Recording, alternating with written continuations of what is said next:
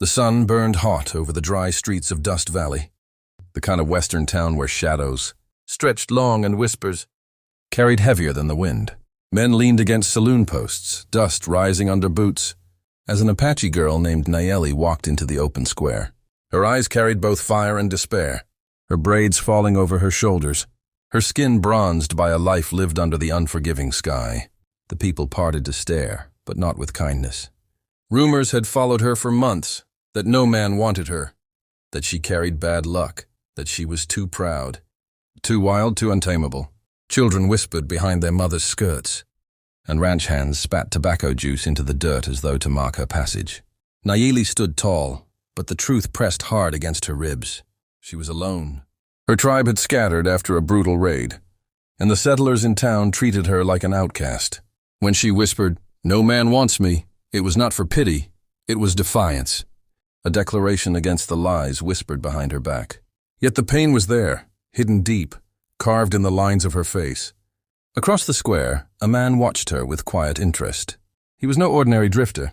He was James Cartwright, a rancher who had carved his living out of wild land with his own hands, broad-shouldered with eyes sharp as the mountains behind him. James was known for his fairness as much as his stubbornness. While others scorned Nayeli, he saw something different: strength. The way she carried herself reminded him of a wild Mustang, scarred. Yes, but unbroken.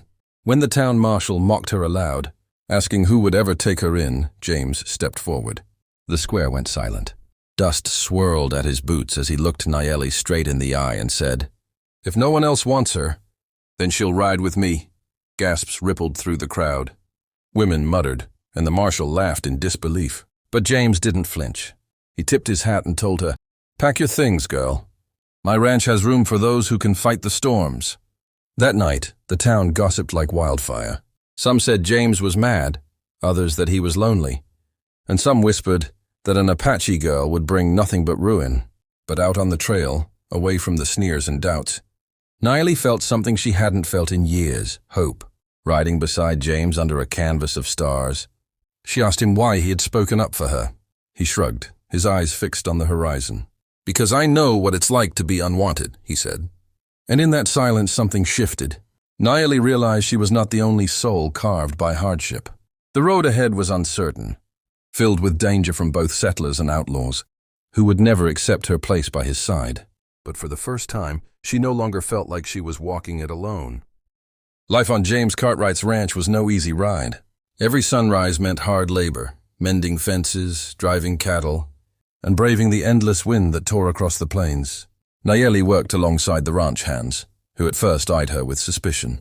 They had heard the same whispers from town, that she was cursed, that no man could trust her.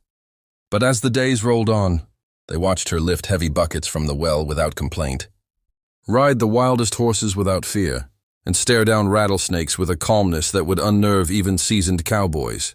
Slowly, respect replaced doubt. By the firelight, when stories were told, the men began to ask for hers, and Nayeli spoke of her people, of the dances under the moon, the hunts that filled the bellies of children, the songs her grandmother once sang. For the first time, her voice was not mocked but listened to. Yet peace never lasts long on the frontier. Word had spread that James had taken in an Apache girl, and that news reached men who despised the thought. A group of outlaw ranchers, bitter and jealous of James's success, rode up one night with torches in hand. They shouted insults, demanded Nayeli be cast out, and threatened to burn the homestead to ashes if James refused. Standing in the doorway of the ranch house, James leveled his rifle across his arm and told them plain, "This is my land. My people, she stays."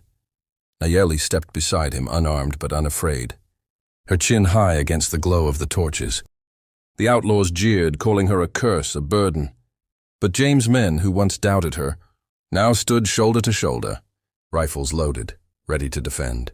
Not just their ranch, but the woman who had earned her place among them. What followed was a storm of gunfire under a blood-red sky. Bullets cracked, horses screamed, and the night was torn apart. Nayeli, without a weapon, used her courage as her strength, pulling a wounded ranch hand to safety, shielding children from flying lead. By dawn, the outlaws had been driven off, leaving nothing but smoke and silence behind. James lowered his rifle, his chest heaving, and turned to Nayeli. In his eyes was not just gratitude but pride. "You're no curse," he told her softly. "You're the fire that kept this ranch alive." Tears burned in her eyes, but she stood tall, for she had finally found what she thought she never would, a place where she belonged. From that day on, Nayeli was no longer the girl no man wanted.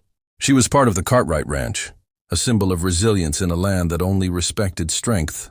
And though the world outside still whispered, within those fences, among the men who had fought beside her, she was no longer alone. Her story became one of survival, loyalty, and a reminder that family is not always blood. It is forged in fire and defended with honor.